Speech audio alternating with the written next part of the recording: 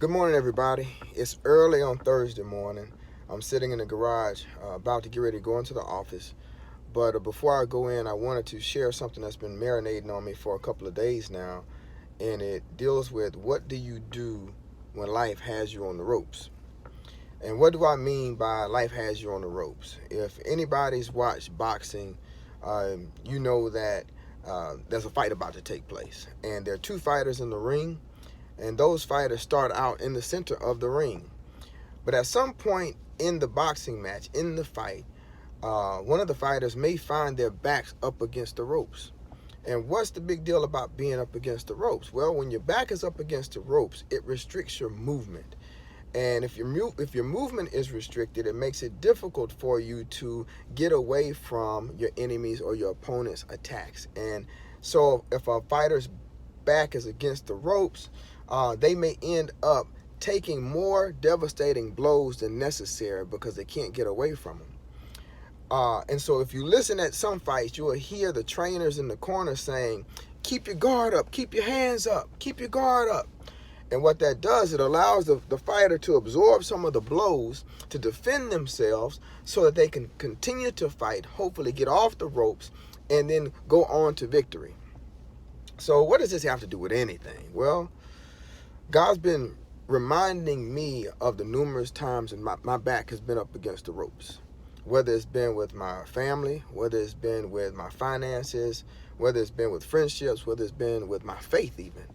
And so he took me to or reminded me about the story of Moses in Exodus chapter 17, verses 8 through 16, when the Amalekites attacked the children of Israel. And Moses told Joshua, his protege, to go gather some men and then go fight the Amalekites.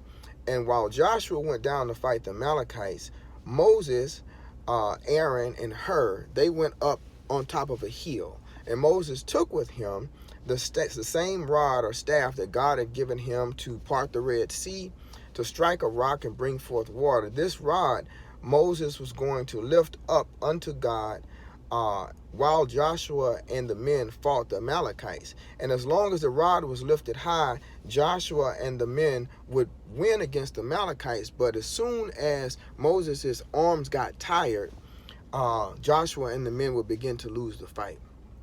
So my first point I want to share with you is when your back is against the ropes, you got to look towards the hill from which cometh your help. Moses repositioned himself to higher ground, mentally, emotionally, and spiritually. He went up on the hill. He looked towards the hills.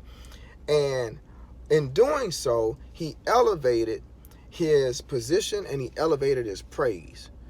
He went up so he could see what was going on. Sometimes we're in the midst of a fight and the only thing we can see is what's in front of us. We focus on the fight and we forget to focus on the Father.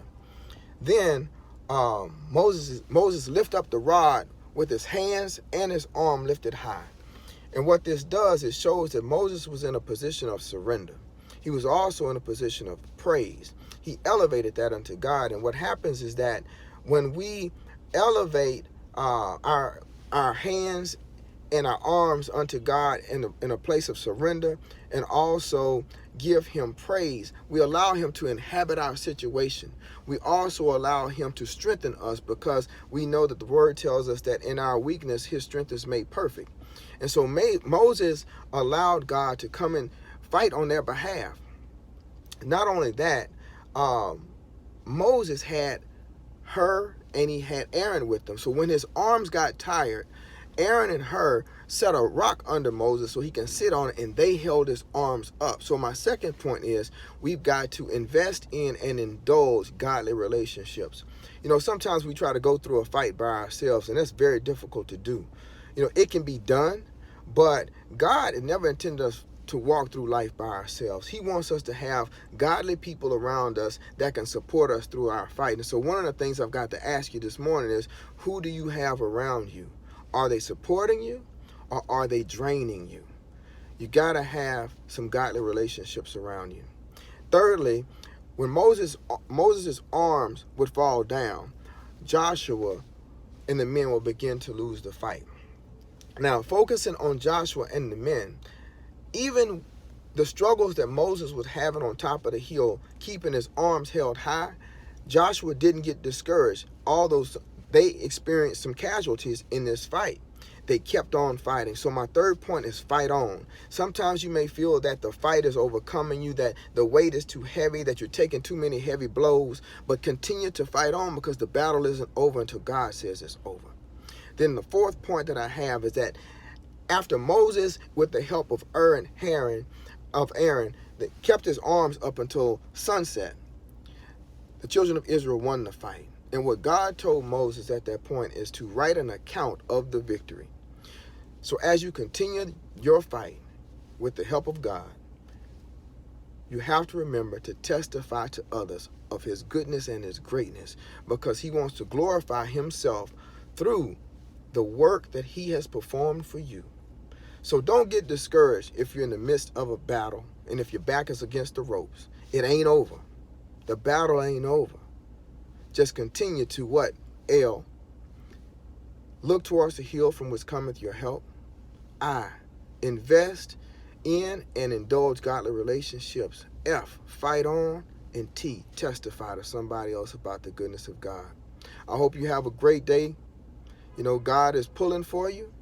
I'm pulling for you. We're going to be praying for your success, your healing, your faith, your love, your relationships, all of these things. Keep fighting on.